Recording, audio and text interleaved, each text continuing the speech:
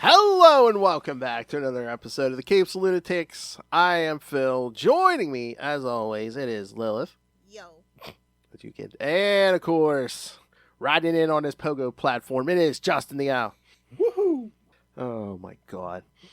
That's right, kids. Yeah, it's time for our an episode for our annual tradition, our Gobble Gobble month, where we highlight a current or former goblin, be they green or hob.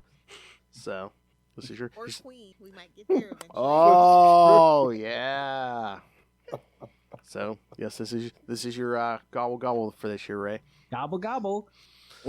That's right, because yes, this episode serves many purposes. Like I said, one, this is our annual tradition. Two, it's like I said, I was about to say it's like a make a wish almost for a young man, but Ray's not young; he's old. So enjoy it, old man. Enjoy the gobble gobble, old man. Gobble gobble. And three, again, it is Halloween season, so we're going to tell you the horrifying life story of Jason Macendale. Yes. Mac Daddy Macendale. Can't believe Russell couldn't join us. Oh, before we get too far in, can I get an F in the chat from one of my favorite white ladies? Diane Keaton has passed. Oh, the world is a little sadder. It's true. I know. At this point, man, they come up now. It's just like, oh man, not another one. Listen, was great. it's officially 2026 for me. I'm not in 2025 anymore. Sorry. living in the 2025 has been future. on my last nerve. Boy, she must be doing some good stuff if she's in 2026 already. Jeez. I've just decided. If Emperor from thousands of years ago can just add 2 months to the calendar, I can decide it's 20. Yes, we can take the months away too. That's only fair. Talk about working. 10 perfect. 12 is a nightmare. Talk about working from home. Lil's gonna be going to cryo sleep till January. Exactly.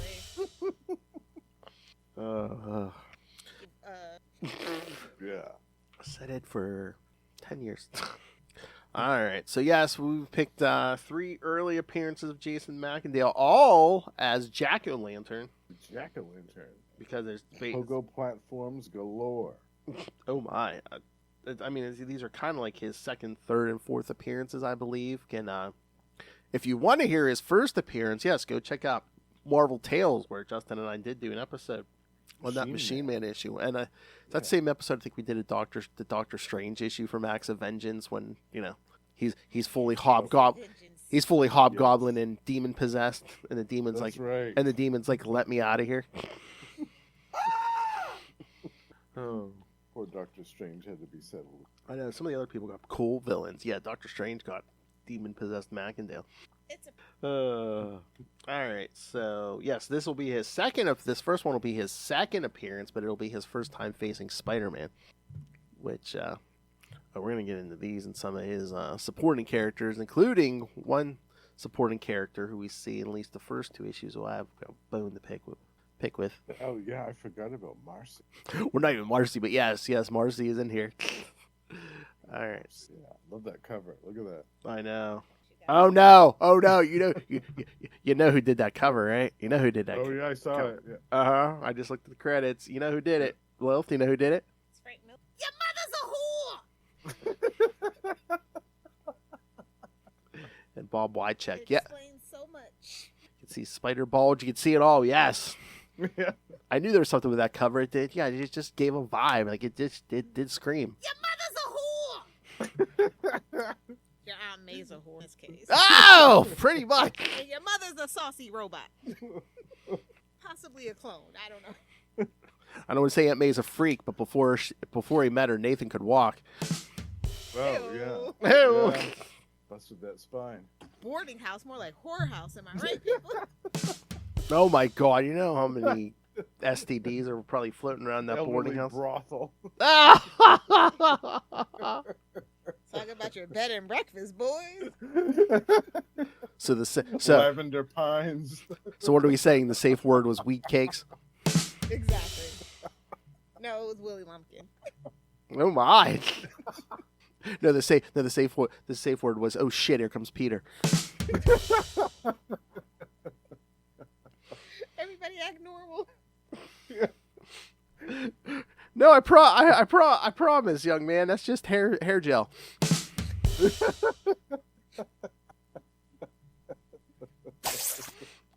All You right. shouldn't give him any ideas, Phil.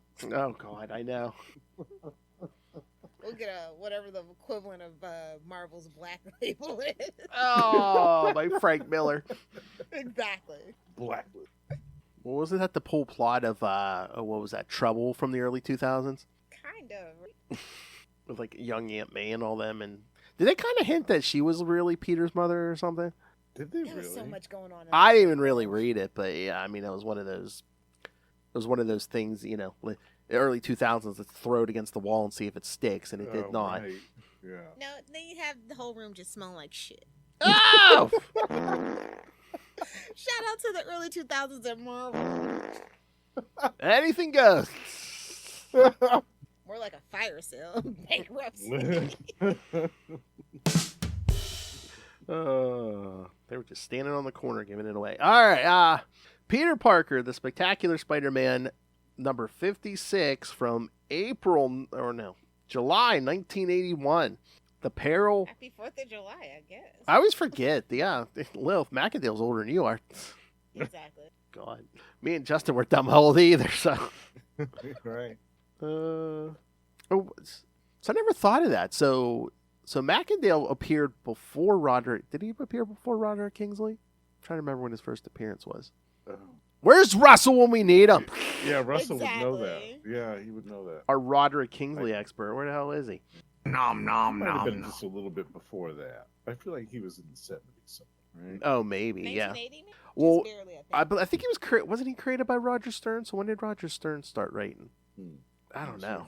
I'm thinking it's not too far from. And I was also going to say, you know, Macendale's the second Hobgoblin, but he's more like the fourth because again, Kingsley used, you know, Lefty Donovan and Ned Leeds and all, you know, Yeah. as stand-ins. So All the red herrings. talking about getting around that Hobgoblin suit. Yeah, make sure you definitely take it to the dry cleaners. Oh, and then you know, throwing all them pumpkin bombs, and Norman's just like, No, I invented that, you dick. all right, oh God, the Peril, ... and the Pumpkin. They could have used a second pass on this title. I know it sounds like something on your hard drive. It would be the Peril and the Pumpkin Eater. Let's just get that going first. Oh my! Oh my! And yes, Nom, it is a nom, Family Guy nom, parody. Nom nom nom nom. Either do the 6 or do the 9. All right. Oh, speaking of writer Roger Stern, penciler Jim Shooter. What? Oh my God, what are you doing here? Yeah. I had to do a double take. I was like, what? I know. I did it when I read this. I was like, wait, what? Yeah. Just doing anything. If that he was on his on my side quest arc. He was like taking a break from like intimidating people in the office, I guess. Jeez. He needed an outlet. Inker Jim Mooney, colorist Bob Sharon, letterer Janice Chiang, and editor the only man brave enough to edit Shooter, Dennis O'Neil. Oh my God, Denny, what are you doing here? So this is quite the stew of names. Written by Get Roger. back across the street immediately. Written by Roger Stern, penciled by Shooter, edited by Denny O'Neil. No wonder this is all off the rails. All right. Arriving at Bellevue Hospital, Spider-Man takes some pictures of Jack-O-Lantern being brought into the hospital following his defeat at the hands of Machine Man. Oof, that's a big old L in that column for him. Yeah, when you start out your criminal career getting beat by Machine Man, like, Just hang it up. I'd turn it in. Well, it's Macendale. We set the tone early. We really did. We didn't know, but we really did. I mean, they tried to make him a name because even Spider-Man in this issue is like, boy, I know how rough it is to go up against Machine Man. And it's like, really? Oh, yikes. That's not Machine Man, you mean Iron Man. Maybe? I mean, was that like his, like, almost like a pity F? It's just like, oh, yeah, I guess he's kind of tough. No, not really. He then goes to the Daily Bugle as Peter Parker and sells the pictures to J. Jonah Jameson. Meanwhile, back at the hospital, a doctor goes into the secure wing to check on his patients. The Vulture and Nitro before checking on his newest patient, Jack-O-Lantern. Oh, Here's your cane, Vulture. Got the tennis balls on your walker ready. What happened? What It's in happened? there for hip surgery, right? I was gonna say, what happened? Did Spider-Man like hit you really hard? No, I fell down the stairs. He didn't have his grippy socks on. Luckily, yeah, my teeth in. He is shocked to discover that the villain is still in his costume, but the officer on guard tells him that they cannot find a way to remove it. To make matters worse, the district attorney's office is still waiting on a representative from Stark International to take off the armor and take his pogo device. Gonna deconstruct it, reconstruct it, and sell it. The kids will love it. Well, we need an expert on undressing people. Give me Tony Stark! Yeah, right. Yeah. They're like, oh, doesn't have boobs. Sorry. Oh, whoops. I don't know, Lilith. Is he drinking at this point? Touche. And I love in all these issues when he's bouncing on that damn pogo platform that the sound it makes is It's a comic book. It has to be ridiculous sometimes. it's literally spelled the same way I have this button label, and I'm like, oh my god. It's perfect. You will never catch me, Spider-Man.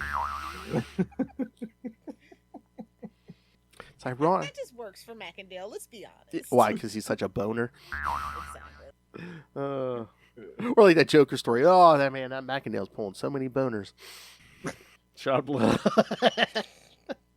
He wishes. Oh my! Well, he was an international assassin. Oh! Putting the wet in wet works, huh? Oh!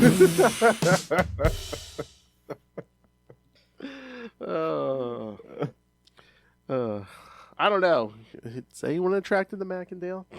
I meant him. Oh, okay. I thought you meant he was getting other. Oh, okay. There was nothing to get wet about anyway. Exactly. That's the exact drop. Yeah, I can see Macendale being the type to turn to moist fruit. Oh! Or a pie, if you will. Yes. No judgment, but I can see it happening. God. See how we are without adult supervision. I mean, it works. I know. Did you tell Justin our number? Oh yeah, I think I did tell you. Yeah, for September, the Secret Wars episode. I'm sure Yeah, the one that fuck them kids drop. I'm absolutely sure. I think you said it at least twice, but I think they both might have been like Slingers episodes. But that was the one where you got drunk and wandered in. So Yeah. For Secret Wars, yeah, Yeah. that was great. So Secret Wars Part 2, kids. Yeah, Lilith just stumbles in drunk and Classic. It's like, oh, right. Let me get Phil's like, no. Stay. Lilith is just like, oh sure, damn it. You just hear that like constant crack. It was at that exact moment Lilith realized she had a problem. Friends Secret Wars, kid. He is shocked to discover that the villain is Tony Stark's getting him naked. All right. This horrifies the doctor as the delays could cost his patient his life. Outside, one of Jack-o'-lantern's employees calls in to prepare to break him out. At the same time, Peter Parker returns to ESU to do some research. There, he witnesses a practical joke being played by his colleagues on Marcy Kane, who has been wearing a series of strange hat wear the last while.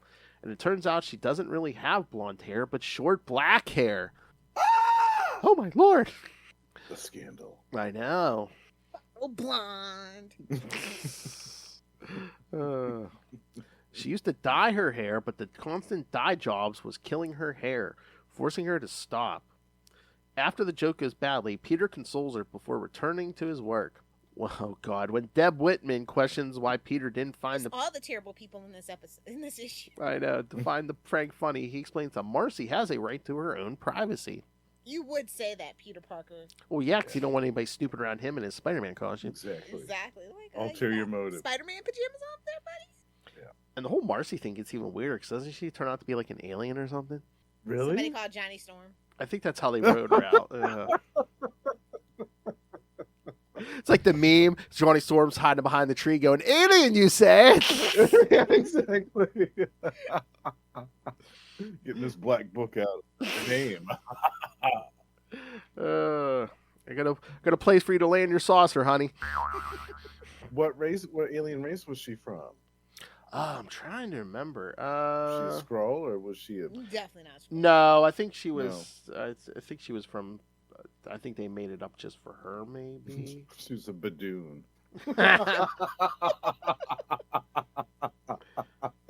Sad part is, I don't think it was even that cool. Oh, here we go. Marcy Kane was a Contraxian. Wow. All right. Yeah. She posed as an ESU graduate. She intended to find the necessary scientific elements to help her home planet Contraxia's failing star. Wow. Yeah. Did they ever resolve that plot? No. Yeah, actually, they kind of did, but not in this book. Oh, okay. I don't remember that at all. Oh Lord. Well, it's on Marvel Unlimited, kids. Yes, you can find out the fate of Contraxia yourself. Oh no, she left with a man she started a relationship with who later became a superhero. Oh. You've heard of Jack of Hearts, right? Oh. I have, but I like obscure garbage. So. Jack of That's a deep cut, bro. Yeah. So basically, she was Poochie. I got to go back to my home planet. Simpsons had to get her from somewhere. I know. There was a weird episode. Oh god, we got to do that one day. There's a weird episode of like Spider-Man and His Amazing Friends where like Peter falls in love with an alien and basically takes off with her. It's so good. But they will the rolling body of the planet won't let him go all the way with her because they're like, oh, he has like creepy Earth germs, so they like send them back. I mean, they're not wrong. No, especially these days. But yeah, but no, it's so fun. My whole theory about why we haven't been invaded by aliens is because the speed of light. They're still seeing dinosaurs. Mm. Yeah. But so like, not yet. No, I think aliens see exactly what's going on. They're like, it's gonna be hard, I think South Park got it right. We are quarantined. Quarantined, absolutely. Well, that's what they did on that Marvel Zombies series that they just came out. Like, they're like, oh, if we get up in orbit, we can contact the Nova Corps. And they get up there. Nova Corps' already up there. And they're like, they're not helping. They're just... your cage, they literally, they had the planet surrounded. And they tell the heroes on the ship, they're like, go back down or we're shooting you down. Nothing's leaving this planet. Yeah. Nice to see the Marvel Universe is America now. They weren't throwing anybody out. They were keeping them in. Trust me. There's a ring of freaking international ships right outside. Oh, other countries. Yeah. They're not going to make us disappear like Greta Thunberg.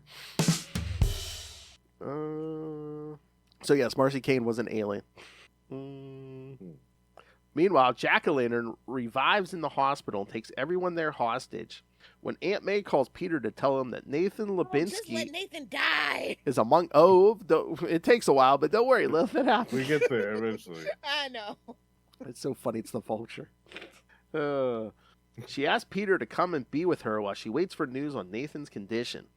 Instead, Peter goes out as Spider-Man to save him. There's not going to be another Uncle Ben on my watch.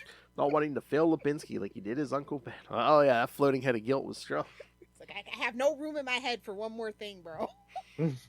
Yes, because if Nathan died, the shock might have killed Aunt May, and Uncle Ben's like, you ain't sending her down here. We might have got that deal with the devil a little bit earlier. Mephisto's mushrooms. No. Can you imagine? I'm going to take your marriage. No, have some mushrooms. Okay. Nothing will ever be as good as Mephisto's mushrooms. I just want that theory to be canon, bro. So... I told you, it's so funny because it's like, yeah, that was it. Like Anne's run, because you're like, oh yeah, he goes upstate New York and does like all those mushrooms and stuff with Mephisto, and then it's like, yeah, but meanwhile, D.G. Chichester's whole run's gonna be an acid trip. Perfect. Oh my. All right. When Deborah offers to accompany Peter, he blows her off, telling her that the current crisis is strictly a family matter, and abruptly leaves to change into Spider-Man. The natural blonde asked to go with him, and he said no. Outside the hospital, Lieutenant Chris Keating tries to deal with the hostage situation without any casualties. When Spider-Man arrives on the scene and offers his aid, Keating tells the wall crawler to let his officers handle it. Spider-Man sneaks onto the property and quickly takes down the sentries put outside. Elsewhere in the hospital, the hostages are being threatened, but Nathan Lubinsky won't give in. Before anything can happen, Spider-Man comes crashing through the wall. After incapacitating the guard, Nathan refuses to find somewhere safe to hide, unwilling to give in to terrorists. Spider-Man goes on and runs into Jack-o'-lantern. Ultimately, the battle sways in Spider-Man's favor, prompting Jack-o'-lantern to try and flee on his pogo jet. Unfortunately for the villain, Spider-Man manages to web the device to a flagpole. With the villain defeated and the authorities arriving to make arrests, Spider-Man heads to Queens to meet with Aunt May. However, when he gets there, Aunt May scolds him for not being there. Peter is unable to give her an answer, not wanting to reveal to her that he is really Spider-Man. And remember this moment, kids. I'm going to bring this back up this episode, but she's all like, why weren't you here? Why didn't you have time for me? Remember that. But yes, Machine Man did battle Jack-o'-lantern in his first appearance in Machine Man 19. And Spider-Man also mentioned that he ran into Machine Man in Marvel Team Up 99. Oh yeah, that is right. I thought that Machine Man was a DeFalco. It was a DeFalco. Yeah, he wrote that. Who wasn't it? Steve Ditko that did the artwork in that one. Yeah, penciled and inked it. Yeah, that's right. Yeah, because I think those are weird things. I think Ditko came back to Marvel, but he didn't want to do Spider-Man. Right, that's right. So they gave him Machine Man. Machine Man. He's like, yeah, whatever. Although I think it's a thing he might have liked the weird stuff. So yeah, he did like the weird stuff. Didn't Jack-o'-lantern have a different costume the first time in the Machine Man? I seem to remember there was like a purple something or other. I don't know. Let me hold or on. maybe it was just on the cover or something like that. I was gonna say I just had the cover up. Yeah, it was kind of like at least on the cut. Yeah, you're right. It was kind of purple. Yeah. I can't remember if that's the way it looked in the issue. Though. See, Lilith, you didn't think read it the one time. You didn't think Machine Man was rough, man. He beat Macendale so hard he turned his costume green. He's gonna match. Well, they knew that he was gonna fight Spider-Man. They're like, well, he's gonna match the rest of the Green Gang. You know. Oh God. All the other villains of Spider-Man have green. He's got to match them. That clothes horse Macendale. But yeah, I did. Yeah, now that you mention that, I was like, oh yeah, he did it. It was a different color scheme. Yeah. Well, I guess they wanted something to go with that pumpkin too. I guess I don't know. True. Yeah. Wonder if it was just. I don't know. Jim Shooter's art was all right, but at the very end, I was left wanting for the Sal Buscema right hook when he punches Jack-o'-lantern. I was like, it doesn't quite do it for me, but. Oh yeah. Copyrighted. No one can do it like Sal. But that's the thing. Anytime Macendale shows up, you're waiting for that right. You want a right cross. Somebody just put him out of her misery. Oh God! And I'm just looking at that Frank Miller or that Marvel Tales 99. Oh, All right, I'm gonna lock Lilith out of her chair. It's Machine Man, Spider-Man. I see Sandman in here. Baron Brimstone. It's Who's who of who's not important. Awesome. Baron Brimstone. Lilith's like it's a who's who of who gives a F. Baron Brimstone. Oh, that one also has a Frank Miller cover. Oh my. I mean, you kind of have to at that point. Man, he was whoring all over the place in this era. Your mother's a whore. Money, money, money. Yeah. Oh, God. So, your thoughts on this, Lilith Hellfire? You've been quiet on some of this. Jack-o'-lantern. It's Macendale, most of all. It's like, cool story, bro. Still Macendale. Yeah. I just want to know whose idea it was that, like, once we're getting rid of the original Hobgoblin, hey, let's make this guy the Hobgoblin. Yeah, who only appeared like 2 or 3 times before that. Yeah. What? What? Corporate welfare. That's true. More like D-list villain welfare. Yeah. Hold on, I'm just preparing a visual aid for the next issue. I liked the fight with Spider-Man and Jack-o'-lantern where it was like in the darkness and you can only see silhouettes and things. That for that one page, that was cool. Mm-hmm. But the rest of it was just okay. And something else we'll get to later too. It's like, Jack-o'-lantern's always just like, oh man, look at his powers. He's so fast and strong, and no one, trying to give himself an excuse every time Spider-Man beats him. Right. Even though in the last issue we'll get to, he's not facing Spider-Man. Yeah. All right. So, anything else on this one, or shall we get to the next one? We can get to the next one. All right. And How do you know it's a volume 1 in Marvel? It's more than Right, True. exactly. True. I know that's when you're searching for stuff. I kind of like it because it's like, oh, there's only been one issue 254 of Amazing Spider-Man, so you don't have to worry about volume. Look at this bait and switch cover. Oh yeah. Yeah. Because everyone was like, oh, it's gonna be the Hobgoblin, yeah. It's gonna be their. Now everybody feels like I feel. Wah, wah, wah. I'm just kidding. I know it's gonna be like their first fight while he's wearing the black suit. Nope. All right, so Amazing Spider-Man 254 from July 1984. So we jump 3 years in the future. This is right after the original Secret Wars.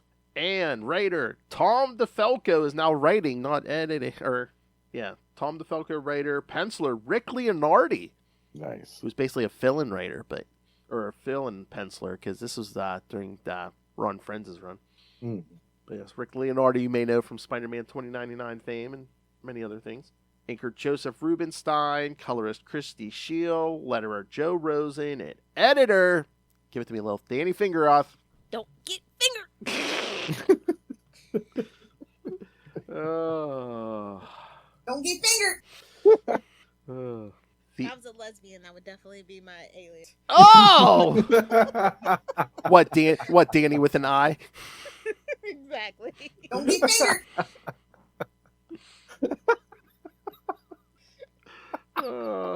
That's right, kids. That would be her alias, except she loves the D too much. Wiener Puckett.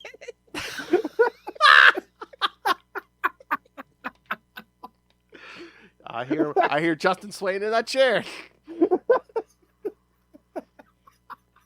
Feels like, oh, Lil's gonna be in town. Let me go call around on the outside. Wiener Puckett. Whoa! Could you patch me through that room, please? Good for that release. All right. Oh Lord. The title, With Great Power. Boo! How dare you? Something tells me that this someone do the homework. Something tells me this probably isn't the first time they've used this title. Oh, Definitely not. No.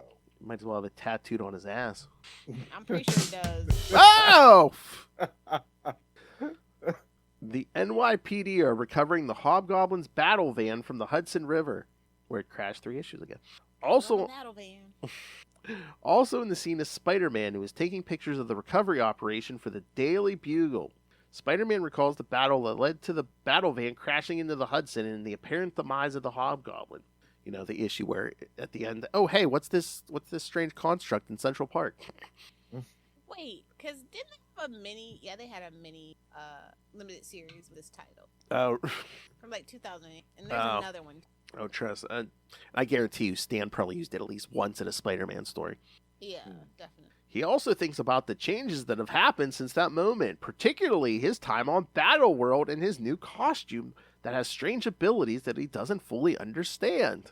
And again, kids, if you want to know all about that original Secret Wars, yeah, go check out. Yeah, we did that in 3 episodes. Lilith appeared, as we said, on the second one. Where he gets the costume.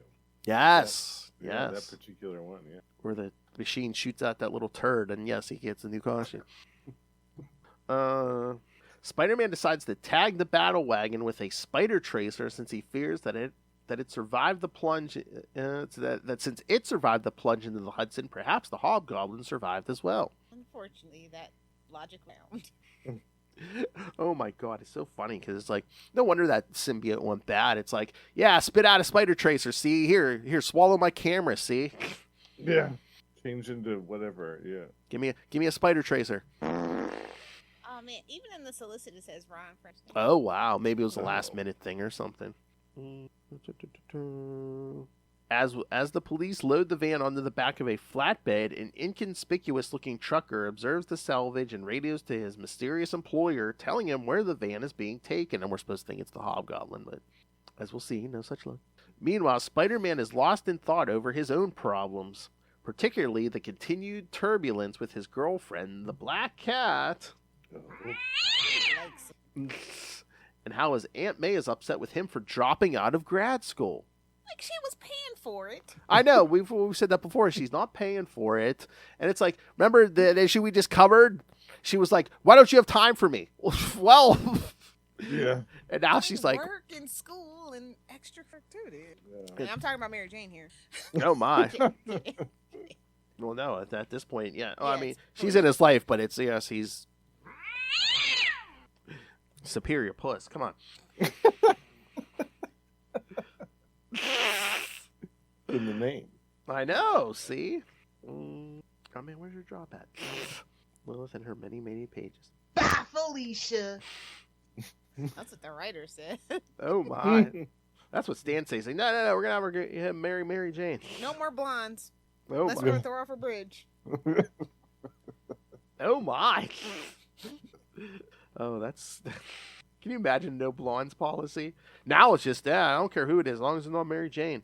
Yeah. Yeah. No wedding rings policy. Live in sin. Yeah. Exactly. Live and win. Superior puss. Oh. Remember when that used to be auto? Seeing a payphone become available, Spider-Man swing. Yes, kids, because Kids, what a payphone was. this was before cellular phones. Right. Back The in little the day. Danny figure off note. Ding-ding-ding. And I mean, it's like a fun little visual, but I'm like, why wouldn't you just change back in the regular clothes? This suit, oh, you don't even have to change clothes. The suit will make you any clothes you want. Yeah. It'll change into whatever. Spider-Man swings down and attempts to call his Aunt May. The phone is answered by Victor Palermo, one of his Aunt May's tenants. When he tells May that it is her nephew Peter calling, May is still upset with him and doesn't want to talk. Peter is hurt when he learns that his aunt doesn't want to talk to him, much to Peter's dismay. As he web slings toward the Daily Bugle, Peter worries about the rift that has been created between himself and his aunt. They don't want to tell you the truth, kid. Your aunt can't come to the phone. She's airtight right now. Spit roasted.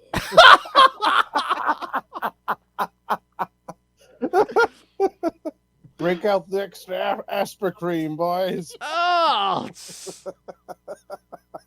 Yeah, of course you can't use the Bengay, bad memories. Oh! Ben Gay, no, he wasn't. Want to know why she's walking like that? That man, they called that man the lumberjacks. He hauled so much wood.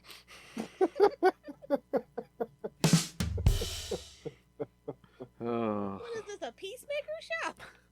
Superior puss. Oh my God! There's a song they use in season 2. I can't even say the name of the song. It's we'll get stricken on YouTube. Oh. Yes, kids, it's the Steel Panther song. How do I clean it? The name of the song is "Effing My Heart in the A." Oh. I'm like, Yeah. jeez. Wow. Oh, James Gunn. Hitching a ride. James gonna be brave enough to make them boyfriends. That's all I need to know. Who? What? Vigilante and Peacemaker, they're boyfriends. Oh. I'm sorry. Yeah, they just need to come out. No. James Gunn wants to see Cena paw his wife. No. It's giving Tim Burton and Johnny Depp. I mean, there's literally a flashback scene in the finale where, Pacemaker's like kissing her. And like Gunn said, he directed that scene. It's like, ooh. I mean, what? That's like the ultimate, C chair, No, John, kiss her slower. He's got the director's cut. More tongue. Yeah, her lips are pretty soft, right? Yeah. Nah. No, it's even worse because on his podcast, James Gunn was talking about that, and like Cena's wife was sitting there too. So it's Yeah, of course she Oh. was. Oh yeah. If you know. Was she sitting right next to James Gunn? It sounded like it. Yeah. James, do you really need them to do 50 takes of this? He's No. like, shut up, I'm working here. Hitching a ride on a delivery truck, Spider-Man gets into the Bugle through the loading dock, but is spotted climbing on the ceiling. And again, why didn't he just swing to the roof like he usually does? The wall. He's trying to be fancy. Spice it up. I guess. The wall crawler escapes into a stairwell and webs the door closed. He then wills his costume to turn into street clothes and begins the 17-story hike up to the Bugle offices to sell his photos. Again, it's like, It's leg day, my friend. Yeah. oh my. You would think swinging from skyscrapers, you wouldn't have to worry about stuff like that. Be discreet. Yeah. Meanwhile, a group of men continues to track the Hobgoblin's battle van. They create a distraction that holds up the police escort so that the flatbed truck carrying the van continues on alone.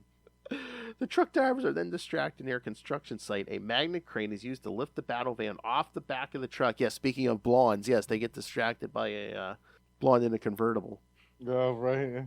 It's giving, funny. what is that, Vacation? Griswold Vacation. Oh, Yes, Christmas yeah. Vacation, yeah. Yeah. Oh, no, that's the first one, yeah, no. Oh, it's the first one. Yeah. No. But I'm like, how out of it were those guys that, you know, they're picking up that van with a giant magnet? I'm sure that truck moved a little bit. Oh, I think something else was. oh my. Gotta give him that hawk and spit on that thing. You get me? Oh, she better learn that for prison. Oh! Their sham coin. They're gonna be calling her Danny Fingeroff. Hey, look. Scissor me timbers. Oh. Gotta give him that hawk. A tumor. Oh my. All for some Bitcoin. Not even sham coin, like I said. Oh yeah. Bitcoin, she gonna get bit on the ass in prison. Meanwhile, Peter Parker has the Daily Bugle where he laments the lack of photo assignments. Suddenly, a reporter comes out from Joe Robertson's office in a fluster over yet another rewrite. So Peter asks Betty what's going on with Joe Robertson. And again, was this some kind of like weird like meta commentary? Because the guy's name was like Mr. Falcone instead of DeFalco. So was this like Tom DeFalco's subtle jibe at like, oh, what shooter want now? Pow pow indeed. Betty suspects that Joe is trying to live up to the standard of J. Jonah Jameson. So what, he's creating a bunch of supervillains? Standard. What? Spider Slayer indeed. After his departure from the editor-in-chief position. Oh, yeah, because that's the thing where Hobgoblin was trying to blackmail all the rich guys, and he was going to, like, make public that's, you know, Jonah was behind the creation of, like, the Scorpion and stuff, and so instead of getting blackmailed, Jonah just, like, came public. I am Iron Man. Oh, wait, whoops, wrong. Whoops. Wrong confession. Oh. No, it's so funny because like Roderick Kingsley, well, supposedly Roderick King, but I think it was his twin brother Daniel. But you know, was this also in the room? So. Oh, It's giving Secret Hospital. exactly. Peter gets a phone call from Nathan Lubinski, who has taken Aunt May out for lunch and asks Peter to meet with them so he can sort things out with May. No sooner is Peter off the phone, however, when he is told that the police band radio is reporting that the Hobgoblin's battle wagon never made it to the impound yard. He rushes out of the office and changes it into Spider-Man. He tracks his spider tracer to the construction site where he spots hired thugs examining the vehicle. Spider-Man gets the drop on them, but the battle is interrupted when an explosion knocks him off his feet. As the smoke begins to clear, because again he's going to think it's Hobgoblin. As the smoke begins to clear, Spider-Man thinks he is up against the Hobgoblin when it actually turns out to be Jack-o'-lantern. Say, didn't I break your hip the last time? Didn't I smash that gourd off your head? The wall crawler demands to know what Jack's connection to the Hobgoblin is, but the villain refuses to talk. Again, we're setting the trend of, oh yeah, I'm just here to steal his shit. Why pay when you can steal? That battle van looks nice. And again, I mean, that's what Roderick Kingsley did. He just stole all Norman stuff. Yeah. Basically. Yeah.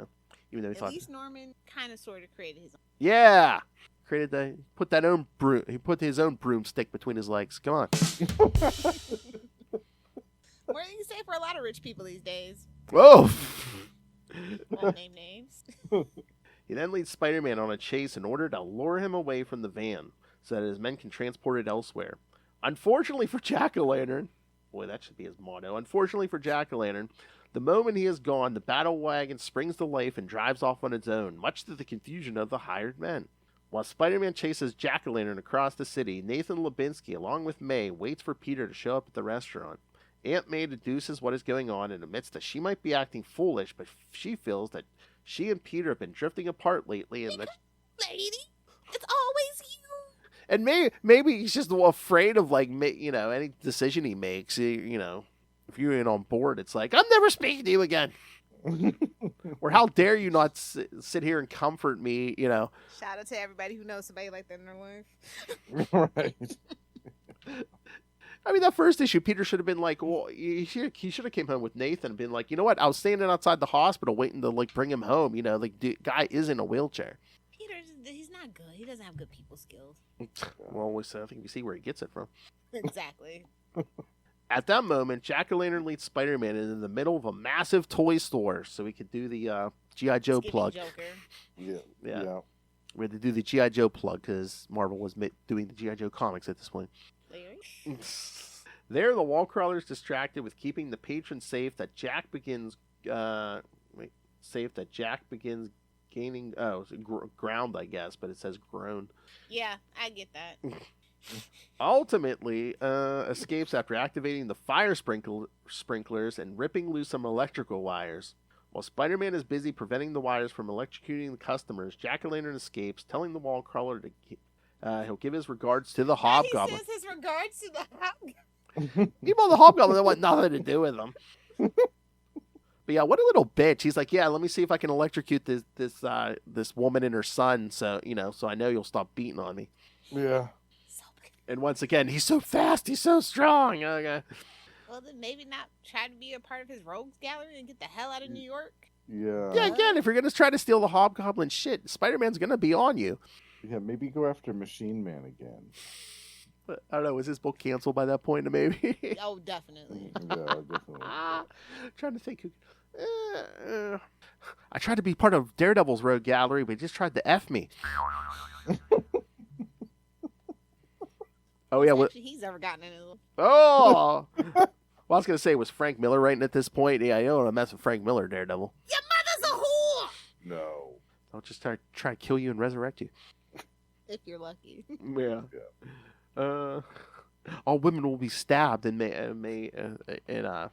obvious themes dealing with penetration. Right. Because you know how those women are. Your mother's a whore! That might be the most that drop we've done on a non-Frank Miller episode. I think so. Although it wasn't completely Miller clean. He did do that first cover. Yeah, the cover, yeah. But it's the 80s. There's going to be some Frankism somewhere.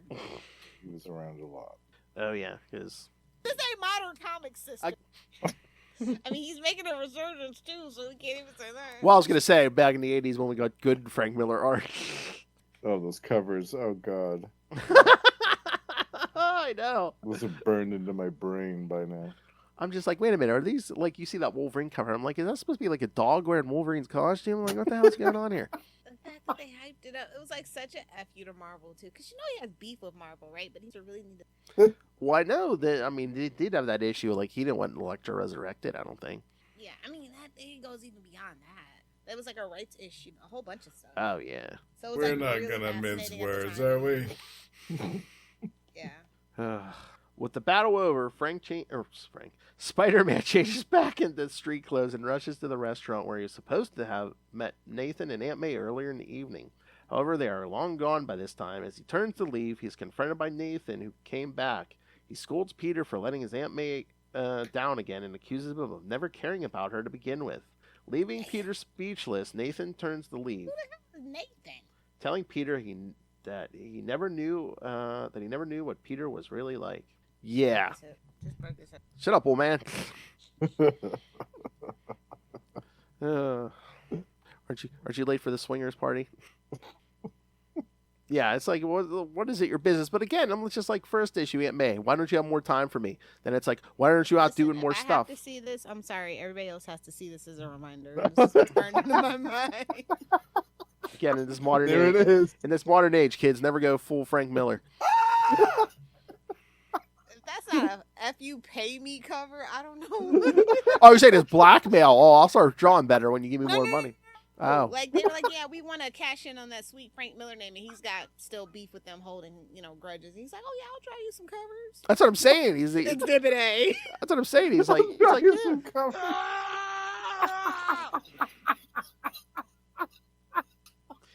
Isn't this one of the side effects from one of those drug commercials, like Frank Miller art?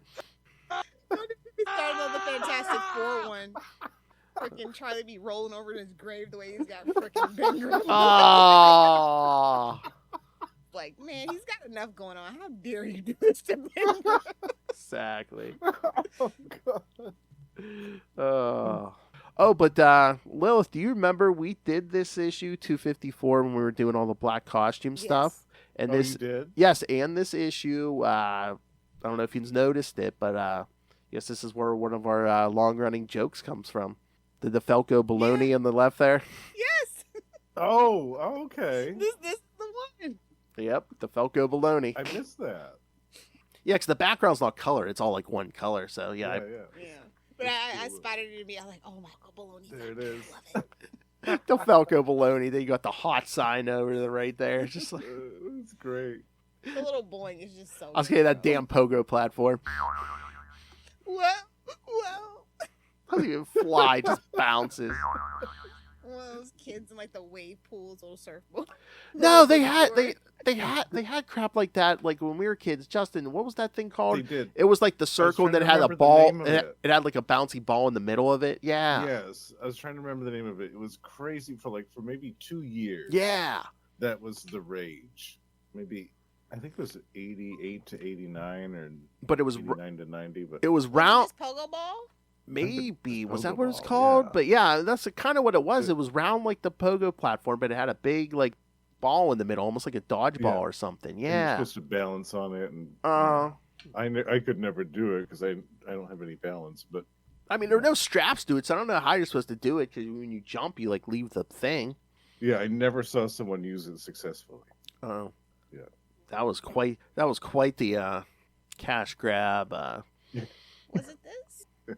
Yeah, something like that. Yeah, Yeah. it's just Yeah. a pogo ball with one Yeah. L. Okay. Yeah, So just some cheap plastic and rubber slapped together. 80. Well, again, we were that was like the 80s, love. Come on. I mean, we had to That- skip it. Oh, the skipping. Skip it in the bop and everything had to end in it in the 90s. That was ancient times, though. That was back when people still respected each other. Jeez. No. I don't think so. 80s is the cocaine decade. I don't think Well, so. And yeah, 90s was pretty Green is wild, good, too, babes. Like, let's not get crazy. Yeah. Okay, it wasn't Reagan era. Let's not get All crazy, right. my friend. it wasn't as blatant, shall we Oh. say? Right. I will give you that. Right. People actually had shame The and like, Heritage Foundation had chill in the 80s. They gave us Reagan, a B-list celebrity. More like to say for Trump. people actually had shame and like hid this stuff, you know. Yeah, shame was definitely Yeah. a thing. Yeah. I miss it. I hope we bring it back. But you know, there's no shame, right? Huh? Because there's been a decline in people going to church. Like, literally. Specifically, Oh like women. yeah. In their Oh, right. 20s to 40s. Yeah.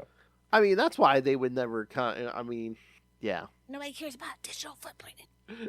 Why you can't someone red-handed and be all people do? No, it wasn't me. It was AI. I mean, now you can say that. Oh, that's true. I know. True. I know. Shout out to Sword 2, ruining everything in our lives.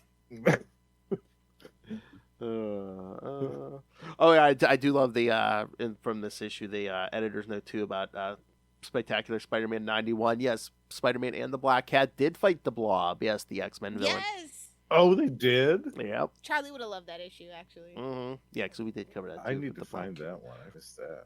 That's fun. I like when it's Spider-Man and Black Cat having kicking Yeah. ass. Yeah. Not that relationship bickering, but just them kicking ass is really Yes. When we were covering the Revenge of the Spider Slayers, that early '90s stuff, there was a little bit of that in there too, where they were fighting together. Oh, we gotta do the second part of that one day. We never did get to the second half of that. That's right. When we introduced the new Black Cat's new costume, like slit down all the way past I her was gonna belly say button. that. Oh, right. Yes. Yep. They're like, give her the Talia treatment. Look, meanwhile, Lil's like, you know how much glue they use? Probably use the glue her into that suit so it doesn't, fall off. No, it's special lubricant that grips. I mean, not that I know. Oh my. No, you wouldn't know that, Busty Lil's Hellfire, would you? No. God, those himbos All are. sweatshirts from here on out. I don't give a shit. It's your young himbos. You got to entertain. I got a new PlayStation 5. So Ghost of what was it? Ghost of Yosemite or whatever. They don't care. Oh my god! I was gonna say, are you at the point where you're like, would you rather fill me up, or hey, I got a new game for the PlayStation? And then they sit there for like 5 minutes trying to make up their mind. You have a PlayStation Pass. Oh my! Because nobody's doing the Game Pass on Xbox anymore. You used to be the one getting lured into the vans with Funkos and puppies, but now you're just like luring. Funkos, puppies, and marijuana. You're luring. Trifecta. You're luring young men in with PlayStation games. Like, I got Spider-Man 2, man. I've unlocked like 80% achievement. Would you rather have intercourse or play the newest Madden? I got Forza, I got Horizon. I'm downloading Battlefield 6 right now. Multitasking. Exactly. And the young man says, well, if you don't want any foreplay, I can do both at the same time. And Lil says, foreplay? You don't know me very well, do you? That was the foreplay.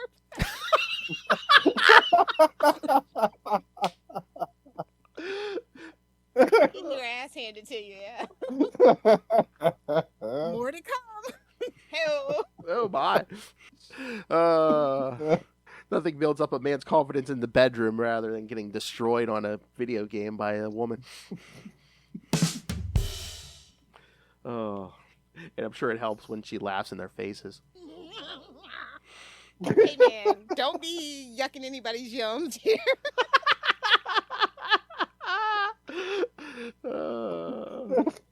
Mommy, daddy.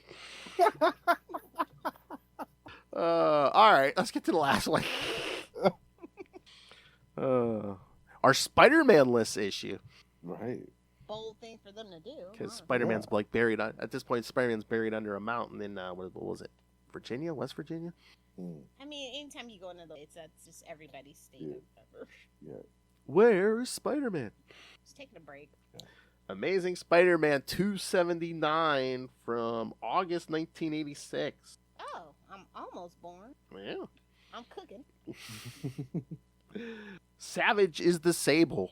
Writer Tom DeFalco. Just coincidentally, this one also penciled by Rick Leonardi. Because again, I think this is another fill-in, but I think it is, yeah. inker Vince Coletta, colors Bob Sharon, letterer Joe Rosen, and editors Jim Owsley and Maddie Blostein, who is credited under a different name. So both editors were credited under a different name. Well, that's because he has kids, Jim Owsley, Christopher Priest. So I wonder if, like, did Ron Friends, was he just, like, did not like to draw the jack-o'-lantern? Can't blame No. him. Team is not it. That pogo, forget you with that pogo platform. I'm not doing it. Trying to make this guy I bet look. he's like, oh, damn it. Silver Sable was. Trying to make this guy look dangerous. Come on. I think he did draw him in a couple of issues after this. Oh yeah. It was just for a couple panels. When Jack-o'-lantern tries to get on the Hobgoblin's good side and free him from prison, not knowing that he's Yes. framed Flash for being the Hobgoblin. Yeah, and then they get into a fight. It's like, you idiot! All right, Silver Sable and her Wild Pack have answered a distress call from some of her operatives. They arrived too late to help, but fortunately there were no fatalities. Sable appears unemotional about the injuries sustained and tells her team to assist the injured. The injured completely fill an entire floor of Cornell University Medical Center, much to the frustration of her uncle Mortimer. Not caring for the injuries to men. Who is this, Lil? Demanding answers regarding the expense, Mortimer intrudes on one of Sable's training sessions. After Sable finishes training with a group of ninjas, she explains to her Uncle Morty that her men were injured trying to bring an international terrorist to justice. You know what I always forget about Silver Sable? Is that she was married to. Like, I always just block that out because, like, I just feel like she had better taste than. Yeah, I think Greg Wright tried to kind of explain that because I think she was kind of younger when they did it. Yeah. But I just blocked that out of my memory. Yeah. Yeah, the only redeeming quality, wasn't he a Peter David creation? Yes. Yeah. Oh, right. Oh my god, that whole Hobgoblin thing was such a mess. Like, when they got rid of DeFalco and Friends. And like at first, I think Peter David said that first they wanted to make the Foreigner the Hobgoblin, and Peter David's like, that's not really? gonna work. He's like, I've been writing the Oh. Foreigner. There's no, He eventually took the place of Chris Keating, like he was impersonating Chris Keating, but it's like he's like, there's no way Foreigner's the Hob. I think that's the original like Clone Saga. It's like they had an idea. They were like, nah, let's just do this instead. Let's do this instead. Well, Roger Stern started it, and then he left, and to his credit, Tom DeFalco, I think, said he asked Roger Stern, he's like, who did you think was the Hobgoblin? And he said Roger Kingsley. Mhm. They're like, okay, we can do that for one. Honestly, I don't think Spider-Man books do mysteries very well. I think that's just like the nature of it. I don't think there's really been there's only been like a couple of good mystery like plot lines. Well, speaking of the Clone Saga, they probably dragged it on too long. Yeah. Yeah. Right. Like 6 months to a year. Yeah. Instead of 2 or 3 years. Especially for like 80s comic, yeah. Right. And especially, as you're losing writers and getting new ones, of course it's going to get distorted, Oh, sure. Yeah. I was gonna say, no one was getting fingered in the 80s, love. Don't get fingered. Don't get fingered. Hell, we don't even have script supervisors. Like continuity on Bad. TV shows is no. Yeah, it's bad. Well, they don't have much continuity to keep track of when you do 8 to 10 episode seasons. We're lucky to get like 3 to 6 at this point. Let's be so serious. Yeah. Everything's just a mini series now. 20 minutes later, Silver Sable and her men sit in on a review of their current target, the man known as Jason Macendale. Macendale was a former member of the U.S. Marines and the CIA before becoming a soldier of fortune, specializing in terrorism. That's redundant, but okay. So he got his PhD in terrorism. Oh, so he works for ICE. Oh! Well, Just stop, fool. Come on, man. well, he was a No cover. credit. Even Macendale would draw the line. Yeah, right. That's what you're talking about, the lowest of the low. It's like even Macendale. I don't know what that says about Mr. Mackey on South Park, but that's a discussion for another day. Hey, he needed his nut. He needed to make his nut, okay? Relatable. Oh my. Yeah, kid, you have no idea about Lilith's nut. He eventually developed the costume identity of Jack-O-Lantern, leading to clashes with both Machine Man and Spider-Man. They will not let that go. Be like, ha, you got beat by Machine Man. You got beat by Machine Man. And they're also like, yeah, if you can find it, kids, it might be a collector's. You know what? Who's got a 9.9 of freaking Machine Man? The slab. It almost... You know somebody's got that whole series slabbed somewhere. Somewhere. Phil, you need to reach out on the internet and see who's a Machine Man. I don't know what slab, but I think they pretty much confirmed Mark Grunwald was a fan of that Machine Man series. Oh, really? Yeah, well, those ethicals that showed up in the one Quasar series, like they had made one appearance before then in Machine Man. It almost seems like the writers or every writer who writes Macendale is just like, yeah, you don't deserve to be a Spider-Man villain. It's like, you got beat by Machine Man. Like your next opponent should have been, Rocket Racer or Wood God, somebody, No, tell me why I just saw these in my freaking... Okay, my life is literally an algorithm. I just saw these in my freaking shop in the dollar bin. What, Machine They Man? weren't in that bag of condition yet. And somebody's saying that they're rare. They're selling like an 8.5 for $30. I mean, I could see it. I $30. don't know if they've ever collected that series. I don't think... So that's the thing. I mean, there's some on it. I think. Okay, well, we got 5.5 for... Yes, that might be Yeah, what. most of them are going between 30 and... Be so serious. Probably, yeah. Get those from the dollar bin and slab them. Again, comics don't have to be good. If they're rare, yeah, it's. Well, that's the thing, Lilith. Again, they never collected it, and then no one probably took care of their copies, so it's like it's rare to find one in good condition. The ones in the dollar bin were like a 7. Because who would have thought? About to go make some money on eBay, yo. There you go. I didn't think the price has skyrocketed. Why, is Machine Man about to make an MCU appearance? I just think it's just that rare. To your point, Yeah. nobody took care of it. Nobody thought this was a serious, Yeah. serious threat. After the briefing, Silver Sable assures her uncle that her unit will not need any further assistance A from... big unit? Sorry, you said it. I know. A big unit. After Simcaria to complete their mission. This is a relief to Mortimer, who worries what would happen if the ruling council discovered that the Wild Pack has gone from hunting Nazi war criminals to anyone for the right price. Even Sable made the point. They She's like, didn't do a very good job hunting the Nazis. No. yeah. Well, at this point in the 80s, we don't know there's a lot of Nazis around. Sable's like, how many Nazis are left? Well, There's it's been a plenty. long There's a time whole since- country. Yeah. Like- Just saying, if you know, you know. I think they wanted those original World War II Nazis, and they were dying off, so. Yeah. Well, they can't all be Red Skull. Right. Oh, that Who's would be still around. Yeah. I was going to say, unless they clone themselves a new body. As you do. Or hide in a cosmic cube like Adolf Hitler. As you do. When they get into Sable's office, she has brought a bouquet of flowers that were delivered to the embassy. When she realizes they are orchids, she quickly tosses the vase out the window where the flowers explode harmlessly. She then gets a phone call from the sender who asks Sable if she enjoyed the flowers. After the call ends, she tells her assistants to compose themselves so that she can move on with their manpower shortage. Again, she calls them the enemy, but yeah, it's the foreigner. So I like that. There's a couple of other fictional mediums where it's orchids are kind of like the destruction flower, although that's literally the only flower I'm not allergic to. Oh. Well, no, lilies, tulips, and orchid are the only three flowers. The next morning, J. Jonah Jameson is upset to discover that Silver Sable International requests the assistance of Spider-Man and is offering a generous pay for him to do a job. Jameson scolds the director of advertising for running the ad without his say-so. However, Jameson decides to let it slide when he learns that Sable paid double the premium ad rate. When Jameson asks Joe Robertson where Peter Parker is, Joe explains that he hasn't been able to reach Parker for days. He must be buried under a ton of work. Take a little dirt nap. Oh! Won't be the first time, won't be the last time.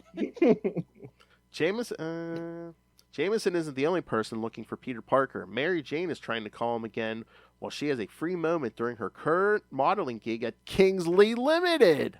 Oh. Yes, Bruce was out of town back in Gotham. Ah. Ooh, sorry, Ray. The chance is never zero. Batman, my favorite character. Oh. It's like, damn it, we were past the hour mark. She wishes she didn't really know Peter was secretly Spider-Man for moments like this. She also wonders what is going on with their relationship as she doesn't understand where things are anymore. Her thoughts are... Didn't you do the breakup? I mean, It's giving Ross and Rachel, and I don't like that. I know. I mean, And Felicia's the one that says, you were on a break. it's like 100 issues ago he proposed and she said no. Yeah, Yeah. so it's like, that's a clear sign. But then, what isn't he interested in me? I don't know. Her thoughts are interrupted by Janice, another model who has come to tell her that Roderick Kingsley wants Janice. wants to see all... That was, you put some respect on her name. That was freaking Chandler's soulmate. Really? Oh, we can do an episode about it. Bring it, bitch. You got it. Justin's like, I didn't watch Friends. I have no pony I watched in a this little race. bit of it, I have no pony in this race. but I remember the characters. Yeah. But yeah, Roderick wants to see all the models before they go on the runway. Elsewhere at a local gym, some thugs are reading Silver Sable's advertisement calling for Spider-Man.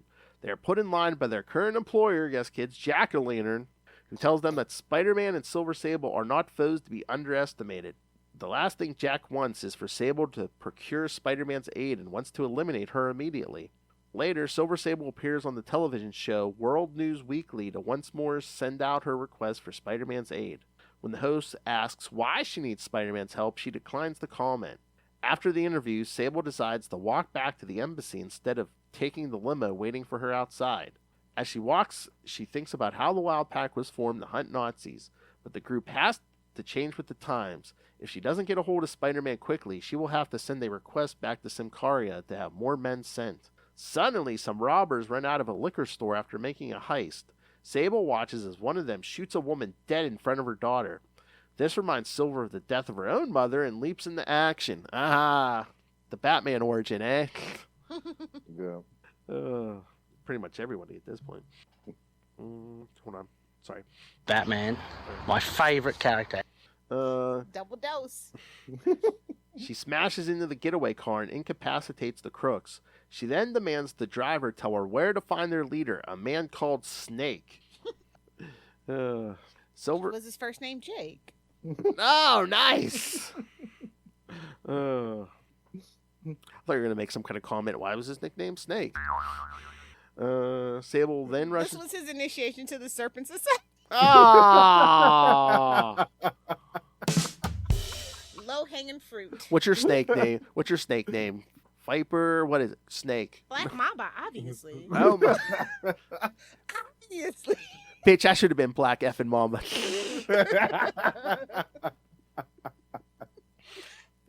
Oh, did you see that? Kill Bill joke. Did you see that? They're releasing Kill Bill to the theaters, but it's like a weird. Both. Yeah, like they're putting them both together, but they're taking out like stuff in the middle, you know, that you needed for a part 1 and a part 2. So Segue stuff. Yeah. Right. I think that's stupid. I think you're taking away from the full experience. Yeah. Well, it's an artistic choice called. We need the money. Gimme. Yeah. Yeah, Did Quentin Tarantino sign off on it? Does he know they're doing that? Because I don't that's know. the whole reason why we have Kill. Well, I was gonna say, does he own the rights to that, or is it the studio, or? He has a good job. Yeah. Well, I did see. I mean, I knew they were already doing this, but a lot of theaters they're releasing old stuff because they're hurting for money. Nothing so. new selling it. Oh, yeah. Basically. Yeah. A lot of the theaters around me are doing that. Yeah, I think everyone's doing that now. I need a Back to the Future trilogy midnight showing back to back to back to back. I think they've. It's great around this time of the year. They show the old horror movies. Yeah. Yeah, it's fantastic. Or maybe a Saw marathon. 1 through 3, not the rest of y'all. Yeah. Oh, did I see that? I saw a preview for something. Almost looks like they're trying to do like a new version of Saw. It's not, but it's almost like a new Saw movie. It's like a prequel, isn't it? No, I don't think it. I don't know if it has anything to do with Saw, but it's kind of like it almost looks like a demented like game show or something. But the people have to escape from death traps or something. I just saw a quick trailer, but I forget what it was called. But I was like, oh, the new Saw. Huh? I mean, it's Halloween time. It would have been nice to have a new Saw movie, but they got to get that franchise in order. Saw 17. Yeah, we're still doing this. In 4D. Yeah. This time it's personal. This time we really mean it. Yeah. Silver Sable rushes back to the Semkarian embassy where she tells her uncle to hold operations until she sees the personal business. Grabbing her weapon, she leaps out of the window and down to her car parked in the alley below. As Sable speeds off, her position is reported back to Jack-O-Lantern by the men he has staking out the embassy. Jack-O-Lantern tells his minions to get ready as they will be attacking their target soon. While at a nearby police station, Flash Thompson continues to languish in a cell after being accused of being the Hobgoblin. Flash wonders where Peter Parker is and thinks that Parker has abandoned him like everyone else. Would you blame him? I mean, you made his life hell all through high school. Yeah. Bullies have consequences. Yes. I wouldn't want to be friends with me neither. Poor Flash. You got so many abandonment. I know. Yeah. Well, yeah. I mean, when J.M. DeMatteis was writing that spectacular run right after the Clone Saga, he revealed like Flash had like an alcoholic, abusive father. Yeah, and he's just about to get being a bully. But but again, he's just playing. That's when I started liking the Flash. He was just not the Flash, but he was just playing out the behavior he grew up with. Well, he's just about to get ditched by Shashan too. Oh yeah. Couple issues after this, because she catches him with Betty. Yeah. Yeah. Rightly so. Because like Flash's lawyer, like we need you as like we need you as a witness to say, yeah, you were living with him and he wasn't the Hobgoblin. She's like, I ain't doing it. I love that. It's so good. Meanwhile, Silver Sable has been tracked to a condemned tenement by Jack-O-Lantern and his men. They are confused as to why Silver would come to such a place. Instead, Snake warns his other gang members that he was followed back by Sable, and they begin searching the moldering tenement to find her. Sable begins taking out some of Snake's men when suddenly Jack-O-Lantern's men come storming in. She knocks out a few of them and then decides to wait and see what is going on. When Jack himself enters the building, he demands Snake tell him why Silver Sable is after him. The small-time crook has no idea why Sable starts making has no idea why. Sable starts making short work of Jack-o'-lantern's men as the masked villain orders them outside while he deals with her. While the two fight, Snake manages to untie himself and tries to escape. Sable quickly tosses a gas heater at Jack, causing it to explode on his flaming head, shattering his helmet. Injured by the blast, Jack-o'-lantern decides to flee the scene. Silver Sable finds herself choosing between Jack or Snake. With only one of her chais left, she uses it to knock out Snake instead, allowing Jack-o'-lantern to escape. After the police arrive, Silver Sable returns to the embassy. There she tells her uncle that she captured some of Jack's minions. However, when he brings up the woman who was gunned down in the streets earlier, she changes the subject and asks if Spider-Man has contacted them yet. When he tells her that the wall crawler has not called, Sable is unimpressed and returns to her office. Meanwhile, here we go, in Temple Corners, Virginia, the National Guard is providing relief following a massive explosion caused by Roxxon, of course.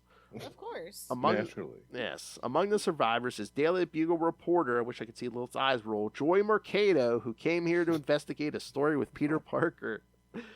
Unfortunately, she lost track of Peter before the blast and fears that he might be trapped in the tunnels below or dead. As she worries about Peter, the fragments of a Spider-Man costume lay unseen among the smoldering rubble. Bro, could you imagine if he just pulled a Daredevil and faked his freaking death right here and there? No, that was my twin brother. Ooh. Just for rap, that's literally the arc that I started reading Daredevil. It was so messed up. Oh, Stan. Oh, he said. I was thinking about the other day. How many times has Matt Murdock faked his death?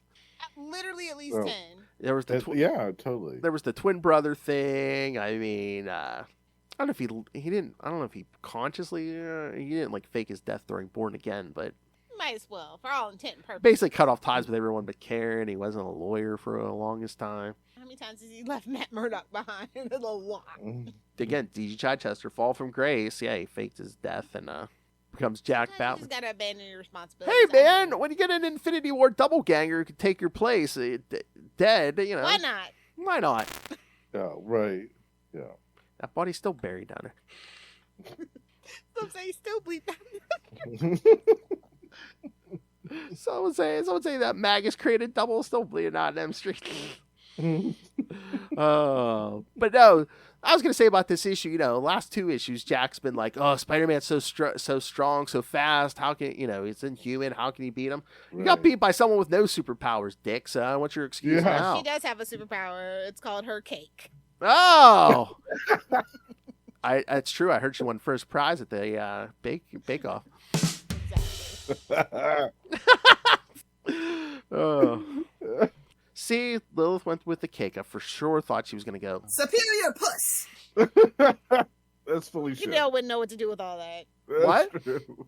Macendale wouldn't know what to do with all that. What a woman. Exactly. Let alone Silver Sable. Silver Sable, yeah. Yeah, I He guess couldn't handle Aunt May, bro. he has no experience with women. He just sits around playing with his pumpkins. Exactly. This pogo platform. Oh.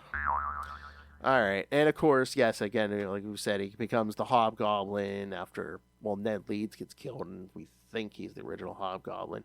Yeah. In a few issues, right? 289. Shortly Yeah, that's when they... Yeah.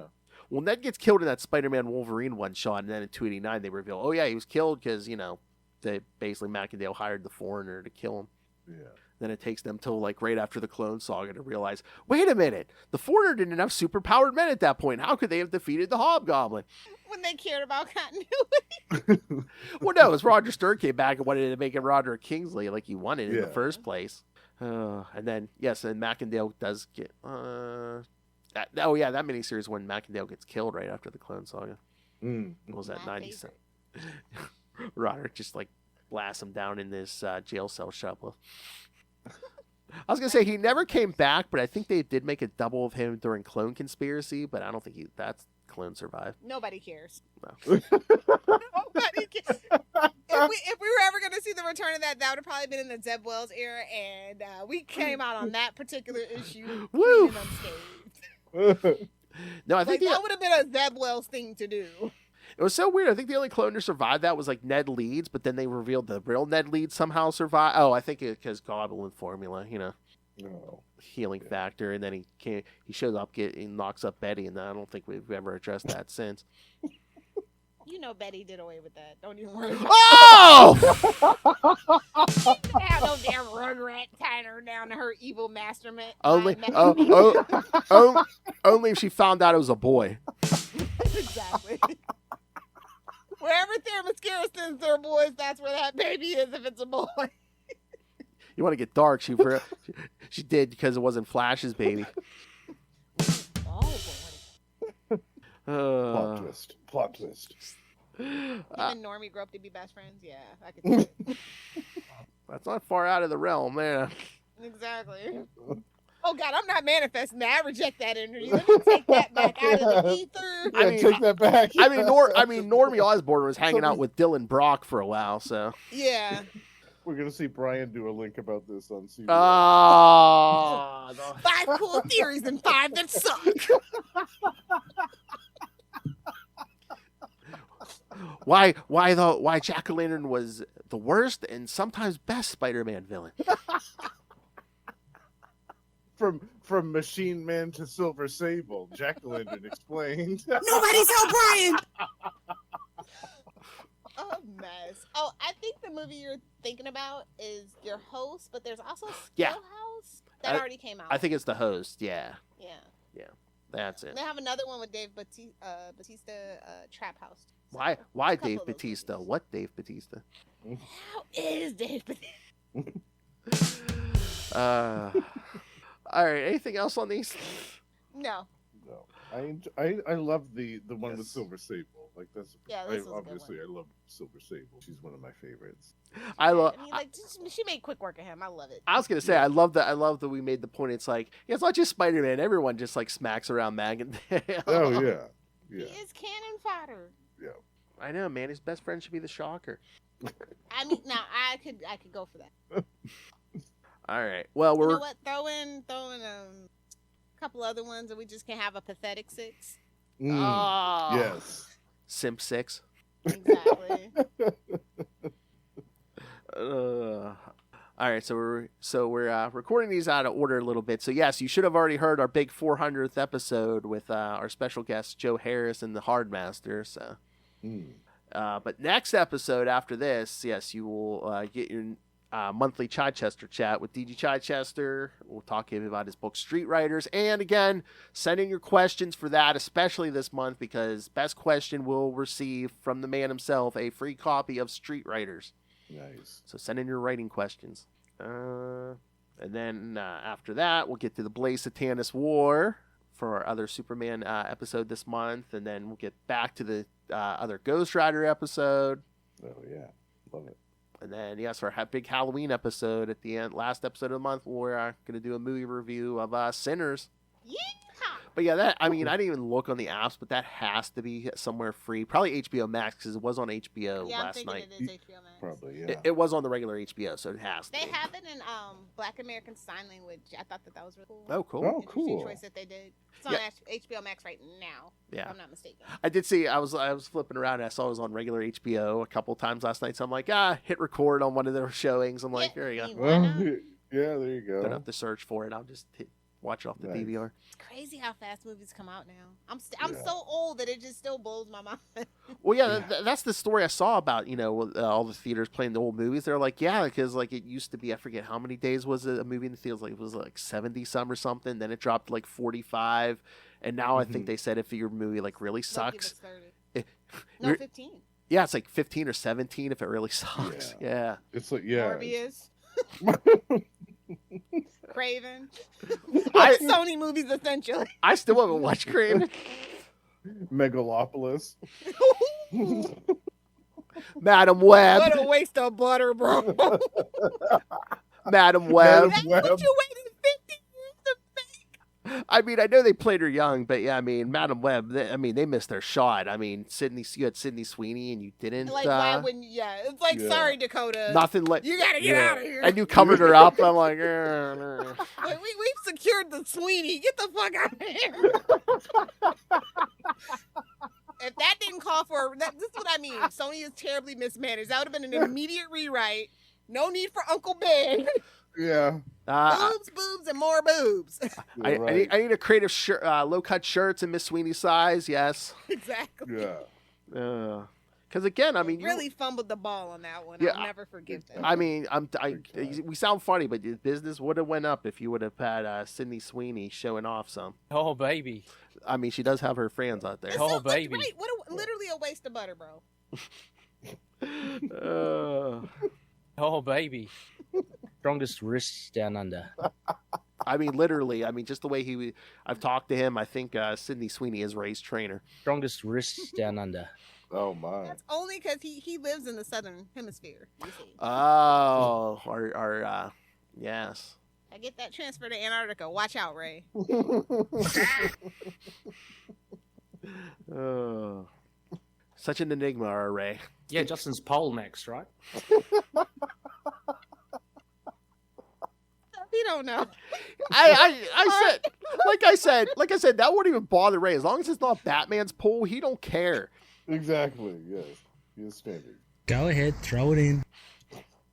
All right. So send us your thoughts, your questions. Again, especially for that Chichester chat. Oh, hey, Lilith. Luke and I were doing a new WWE episode today for Crown Jewel. And we were saying sometime before Cena's last match, we're thinking maybe end of November, beginning of December. If you want to join us, we might do an episode on like Cena's 5 best matches. Okay, cool. Let me know. Okay. All right. Speaking of movie stars or TV stars. All right. But yeah, send us your thoughts on everything. Gotta go lost there for a second. All right. Send all the feedback. Email us, CapesandLunatics@gmail.com, or call the voicemail 614-382-2737. That's 614-38-CAPES. And remember, you could find us on pretty much all social media, including Reddit and TikTok, which has been very good to us. Shocking. Unproblematic content will get you that, though. Dick jokes, no problem. Just don't talk politics. Yes. And again, you can find merch at TeePublic and Spring. You can also, Lilith's favorite method, just hand us money through the Cash App link. Ching, ching. Again, of course, the good-looking woman thinks, yeah, why don't people just give us money? Yeah. We need the money. Gimme, gimme. Just a thought. All right. And of course, you can also subscribe to the Patreon. Again, you get exclusive, uncensored content every month. Oh, yeah, and I do want to talk to you guys about Patreon when we get done here. But, yes, exclusive, uncensored content. And when you subscribe, like Justin here, you can request topics for us to discuss. Doesn't have to be comments. Tell us what to do. That's right. Join me in the Patreon Elite. See, I want to believe that elite thing, but that's a group that has Ray in it. I don't know. No, I'm kidding. Ray's the best. You too like to be bullied or pay to be bullied. We'll be your dominatrix. We'll be your Catwoman to your Batman. Sorry, Ray. Oh my. Into the Dark Knight, all to do with Batman. That would literally be the best April Fool's episode ever. He needs to pull the trigger. What, him doing Batman? Yeah. Yeah. I bet it will happen someday. I mean, I've tried and When I've tried. Tim takes over. The closest we ever got is I did an episode with someone else on Into the Night on Batman, but that's the closest he's let me do. But yeah, he's not going to talk Batman. Maybe Ghostmaker.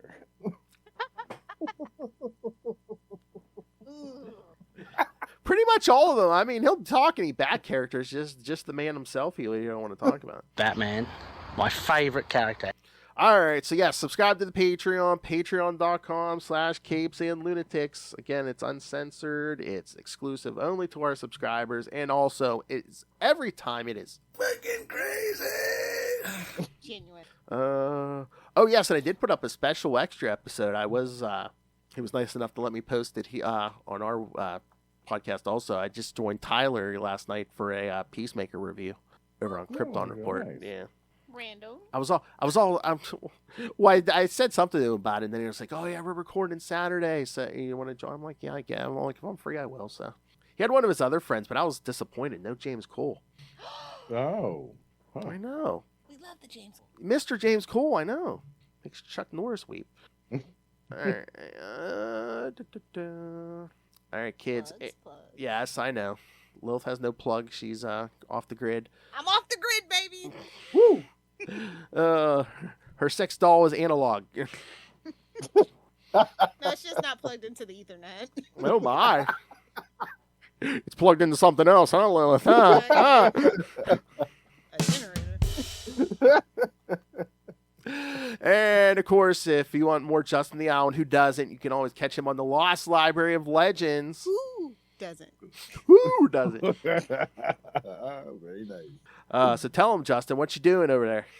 That's right. This month I have a retrospective coming up on the first miniseries of one of my favorite Halloween-themed series from Dan Brereton, the classic Nocturnals. We're going back to the 90s here, bitch. Yeah. Hard to believe it's been 30 years since that first came out. Mm-hmm. Yeah. And again, you always have other good stuff too, like the Shadow stuff, the Sleepwalker Yes. stuff with you and Russell's great. Yeah, me and Russell do a Sleepwalker episode every month. And every month I have a new episode of The Shadow. That not Sleepwalker from the 90s is so funny because you know someone's showing up, either Spider-Man or Ghost Rider. Not both at the same time, but that happened elsewhere. That's black. Oh! And of course, Superior Puss. oh my! Superior Puss. And of course, you could go to Amazon, pick up Kristen's book, Dick Grayson Boy Wonder. So Makes a great Christmas gift. anytime That's gift, right. yeah. They're coming up. Holidays are coming up. Oh, that's right, yeah. The kids need to read, so get them a book. Yes. Get them books this year. People need to read. They're being too dumb. I should ask you. I don't know.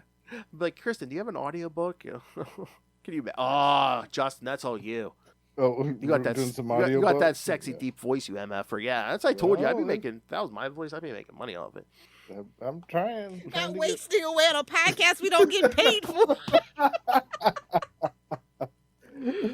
I'm trying. I need an agent that will get me where I need to be to get that, make that. Somebody get him in Dream touch of with Rob reality. Southgate. Yes. Okay, let's actually do the podcast that we get paid nothing for. I'm gonna do what I Put want me to in some of do. these damn animations. We Oh get some yeah. nice royalty money rolling in. Oh, we need a new Batman. Come on. Yes. Yeah. Right. Yeah. I'll do it. Or Killer Moth at very least.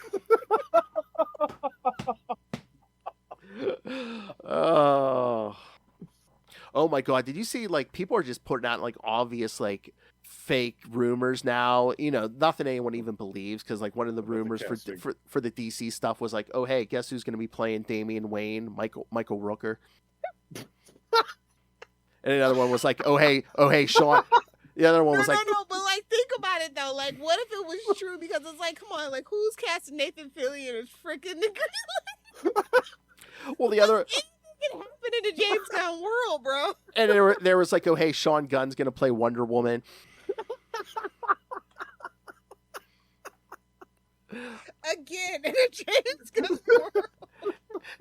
And then the other one I saw was, oh hey, yeah, I swear they're trying to get people riled up. They're like, hey, did you see when Batman appears in James Gunn's first thing, he's going to be a lesbian. All right, and you can catch me everywhere at Podfather Phil over social media. So let's be friends. All right, so thank you everyone. Why did we do another Macendale episode? Again, it's a tradition, and well. Because it was, bitches. All right.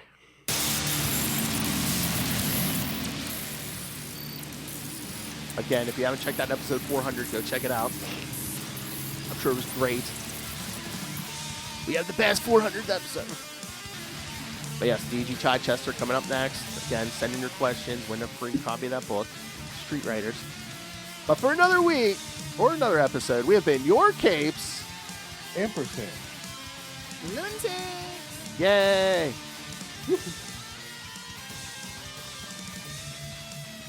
It's nice working with professionals. You can't even tell Lilith is drunk. That's my kind of You have stepped into that Charlie Esser role so well. You are the functional alcoholic of the Capes and Lunatics now. I did it. Woo! She doesn't believe in pants, and she's a functional drunk. Yeah, she has taken Charlie Esser's place quite nicely. Next gonna have a puppet of me Lunatics! for when I don't show up. And I'm sleeping it off.